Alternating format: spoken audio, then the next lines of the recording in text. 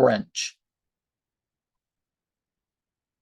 Satan's adaptability is not the least of his charms, as Eve discovered when she passed the time of day with a certain wily serpent, who had twined himself about the tree of knowledge in the Garden of Eden. In medieval Paris,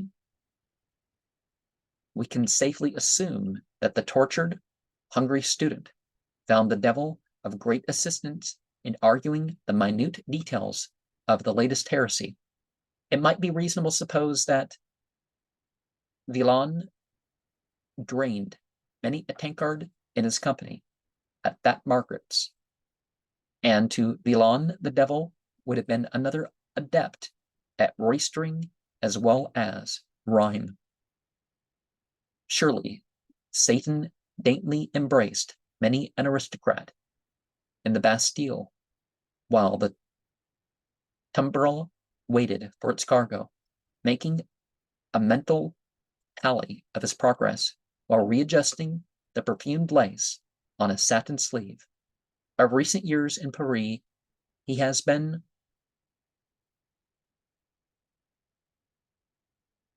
boulevardier with an acquired taste for Vermeaux, Cassis, and the less respectable products of the daily press. He has played the sophisticated lover and gambler, the gourmet who knows each spécialité de la maison.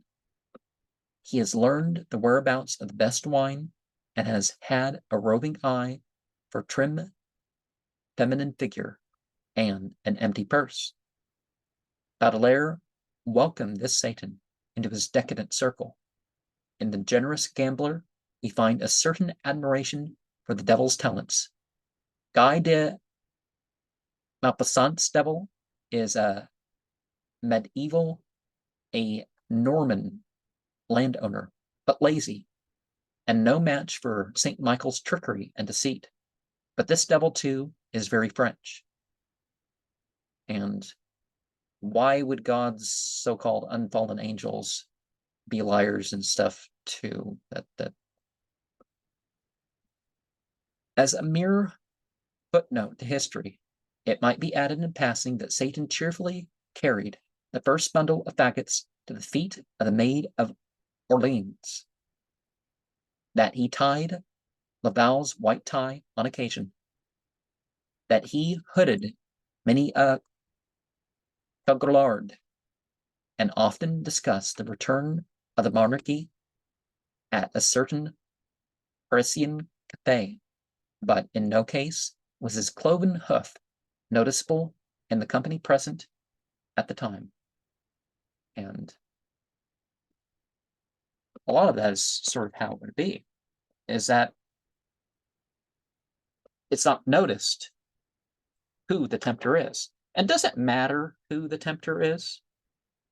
If it's directly the devil himself or, something else. And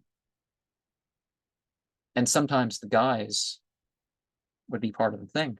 But it doesn't matter how things are faceted. We should generally, be in charge of ourselves, regardless of what face is facing us.